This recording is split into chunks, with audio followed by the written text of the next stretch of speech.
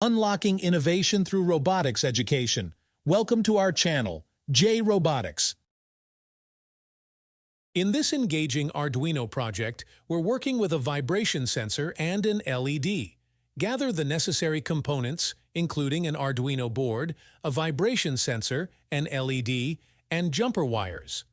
The vibration sensor comprises 3 pins: an output pin connected to pin 2 on the Arduino, a VCC pin connected to 5V, and a GND pin connected to GND. For the LED, connect its positive leg to pin 13 and the negative leg to GND.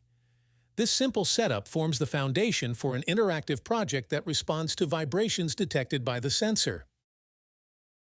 Before we upload the code, ensure you've selected the correct board and port.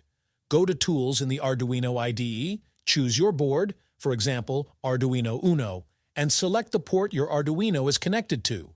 Now, you can upload the provided code. As the code runs in a continuous loop, it checks the digital signal received from the vibration sensor. Here's where the magic happens. When the vibration sensor detects any motion, the LED connected to pin 13 turns off, visually indicating the presence of vibration. Simultaneously, the Arduino prints the corresponding sensor value to the serial monitor. Conversely, in the absence of vibration, the LED remains illuminated, and again, the corresponding value is displayed.